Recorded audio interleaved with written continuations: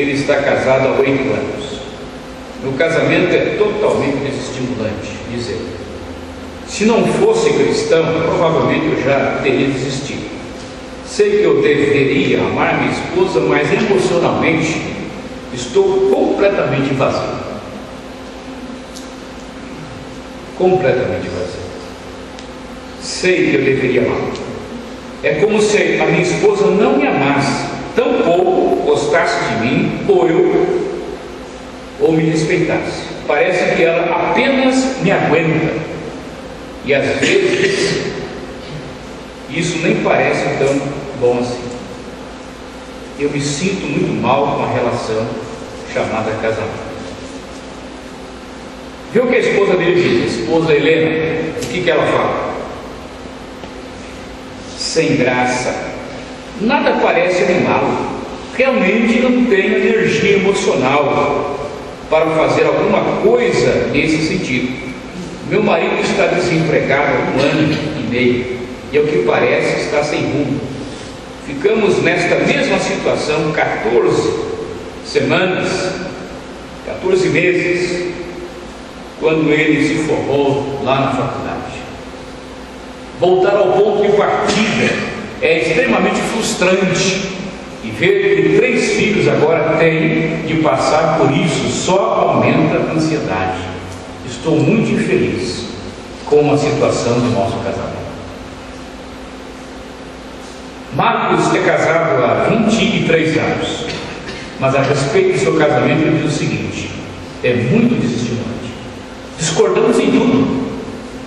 Nós dois somos teimosos e isso tem gerado muitos conflitos emocionais. Há uma frieza em nosso relacionamento. Por sua vez, a esposa dele diz: Marcos, é muito insensível. Temos muitos anos de ressentimento. Sinto que há mais empenho de minha parte do que da parte dele. Quando eu namorei uma moça na minha adolescência, isso de juventude, a NET já sabe dessa história, e já contei em encontro de casais também. Um dia eu percebi que ela estava muito mais empolgada comigo do que eu com ela. E eu caí na loucura de falar para ela: acho que você gosta mais de mim do que eu de você. O que aconteceu com o namoro? Foi embora, né? Acabou. Sinto que há mais empenho de minha parte, disse então a esposa do Marcos, do que da parte dele. Para mim parece que ele não ouve meus sentimentos, nem se preocupa comigo. Ele é tão crítico, melhor dizendo. Nesse momento passamos pouco tempo juntos e quase não fazemos declarações um ao outro, nem nos tocamos. Dor, raiva, frustração, solidão, rejeição e às vezes desesperança são algumas emoções que os casais experimentam quando o casamento está na estação do inverno. Atitudes no inverno. Vamos ver aqui mais para frente.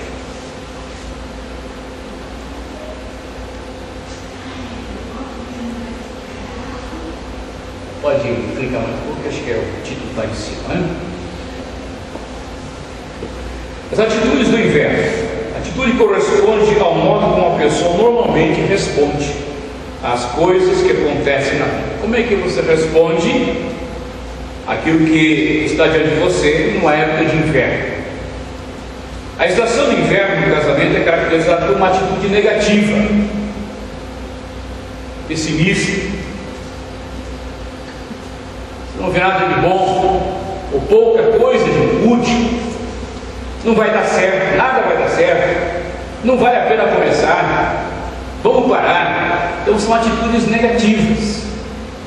A atitude corresponde ao modo como uma pessoa normalmente responde à realidade, às circunstâncias, aquilo que está ao redor.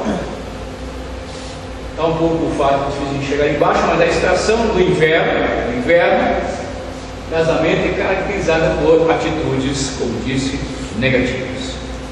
No inverno temos a tendência de ver o pior. Percebemos os problemas como coisas grandes demais e as situações como coisas bem definidas. A tendência de culpar nosso cônjuge pelo fracasso do nosso relacionamento, se ele tivesse, se ela não tivesse. Essas atitudes alimentam emoções que vão de um leve desânimo até uma falta de esperança. Eu li esse depoimento e achei interessante compartilhar com vocês. Após 19 anos de casado, uma mulher de nome Marta disse o seguinte: acho que realmente tentei salvar o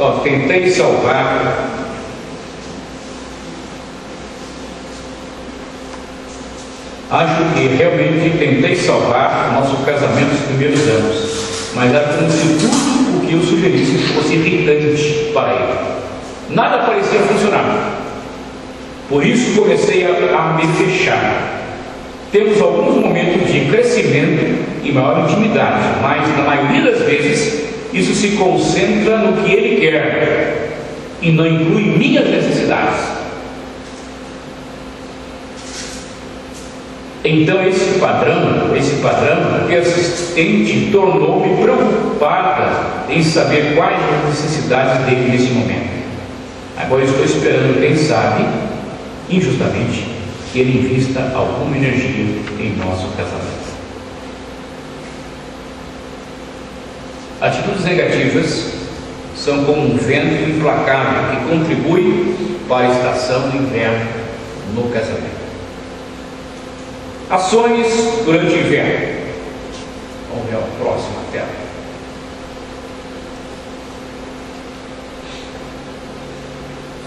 Algumas ações podem ser condensadas naquelas palavras que estão ali: destrutiva, silêncio, violência. São algumas ações que estão no contexto do casamento. Tem a palavra áspera também, aspereza. Claro que as emoções não estão boas, as atitudes não são positivas, consequentemente as ações também estão coerentes com esse momento de inverno. Os cônjuges recolhem-se dentro de si mesmo, cada um está no seu casulo, no seu quadrado, cada um no seu quadrado, não é? O pessoal fala, cada casal, cada parte do casamento, na união conjugal está no seu quadrado, escolhendo-se e tentando sobreviver à fria estação. Ninguém quer morrer no inverno, não é isso? Encolhe, tal, mas não quer morrer no inverno. Assim também são os casais que querem ficar firmes, mesmo estando no inverno, mas estão ali tentando sobreviver. Uma fagulha de esperança esperando a primavera. Vai passar, isso vai passar. Então essa esperança de que o inverno passe, mas ao mesmo tempo sem tomar passos positivos. Lembremos que casamento é algo que nós construímos. Os casados para sempre, nós colocamos lá um colete ou um cartaz no peito, assim, todas as aulas, onde diz assim: estamos em construção. Estamos em construção. Quando o casal, o aluno não leva essa placa, nós marcamos lá a falta deste elemento importante. Nós estamos em construção. O casamento, na verdade, é algo que vai se construindo. As ações têm a tendência de provocar divisão, destruição, palavras ásperas, atos violentos, palavras duras. A palavra dura, o que acontece? Suscita ira. Mas a palavra branda, desvia o furor.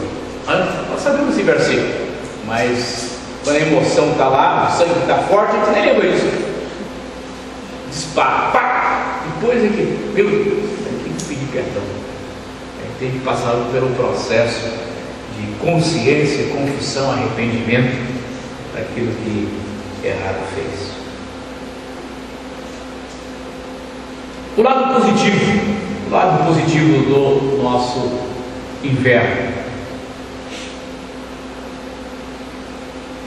Pode clicar nisso. Lado positivo. Percebemos que pela dor redescobrimos nossas raízes. Tem um lado positivo do inverno. Se nós, na verdade, tivermos humildade para atravessar o inverno, há fatores, elementos, sementes positivas ali que vão nos ajudar. A dor. Nós descobrimos que nós somos limitados, somos dependentes.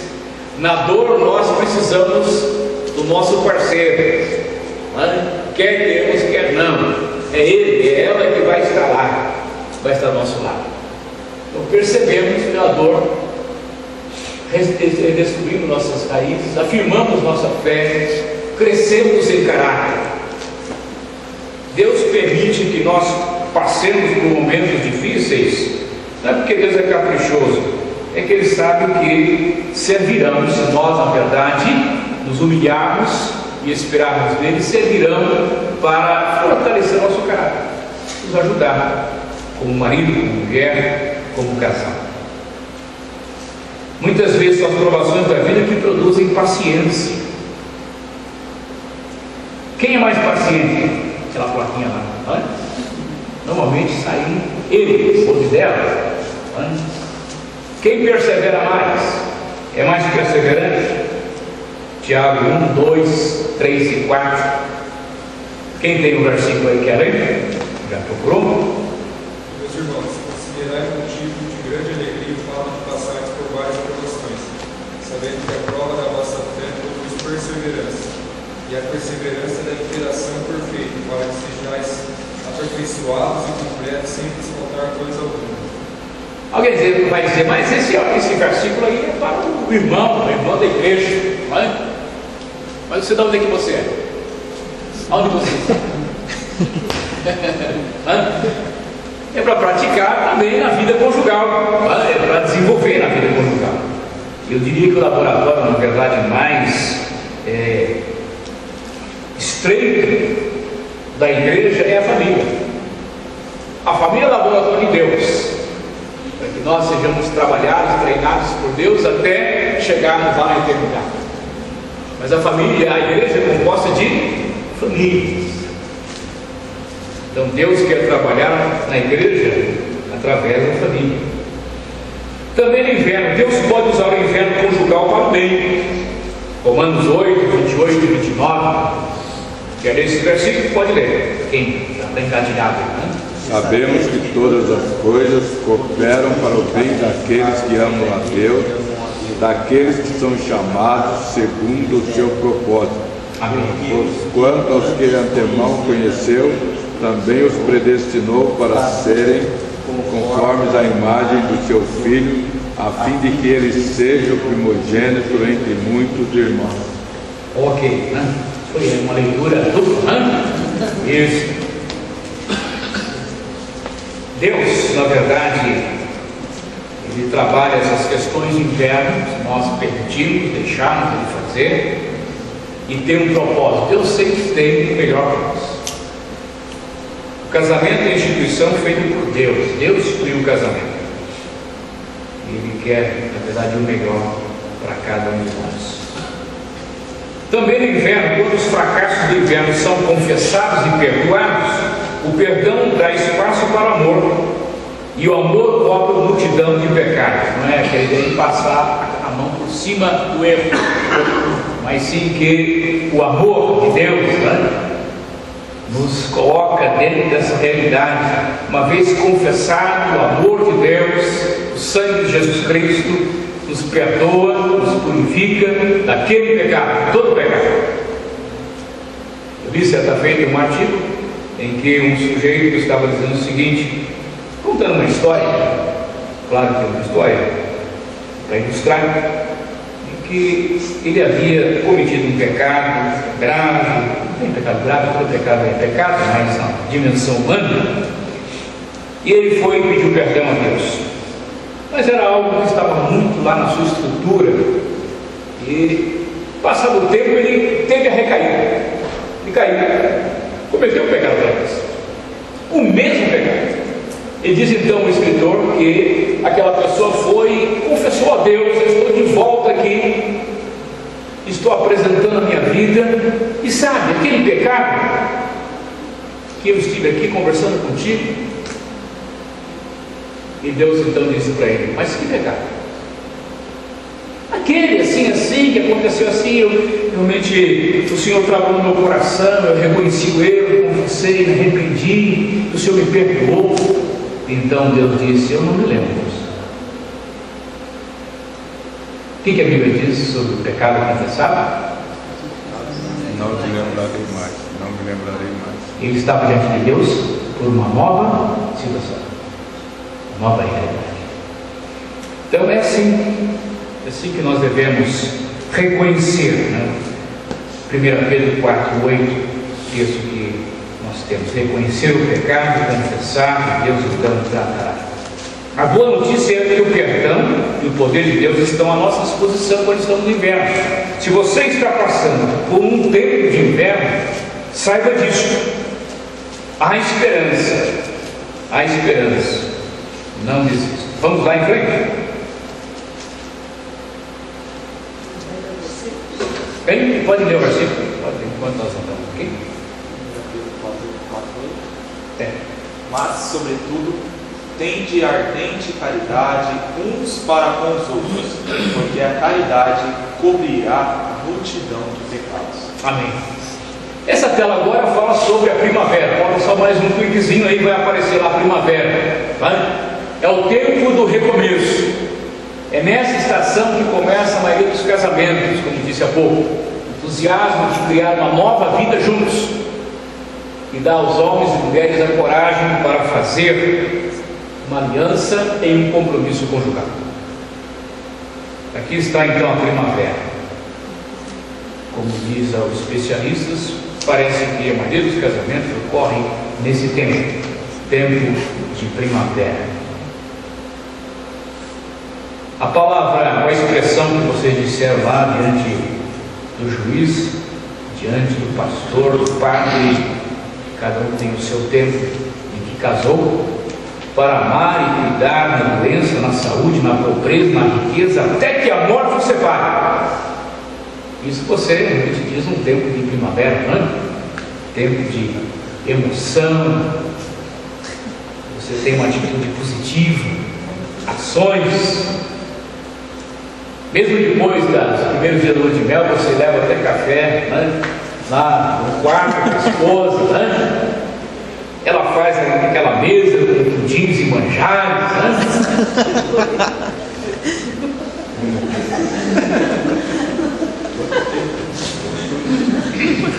Essas palavras soam então como primavera, os casamentos nesse tempo. As emoções normalmente influenciam nossas atitudes e ações. Por exemplo, se estou sentindo raiva, essa raiva pode se transformar em atitude, e com isso eu ajo de acordo com esse sentimento. Você está, na verdade, com raiva, você tem atitudes e, consequentemente, ações que não são agradáveis, vão ferir a outra pessoa. Em contrapartida, a emoção de alegria pode levar a uma atitude de otimismo. Casei e viajei com a minha esposa, tudo era uma maravilha. Brasília não era tão velha, mas não era tão nova, né? Mas estava tudo bem. Caí para Brasília no buraco, mas estava tudo bem. Otimismo, vai dar certo, vamos em frente. Eu te amo mesmo assim, né? Eu te amo. Emoções da primavera. Vamos lá então ver as emoções. Lembra as palavras, emoções, atitude e ações, né? A primavera é caracterizada por sentimentos vivos, intensos. Você está assim agora? Você e a esposa estão vivendo assim? Que bom, né? Alegria, esperança, felicidade. Valdir estava cuidando lá dos netos, feliz da vida, né?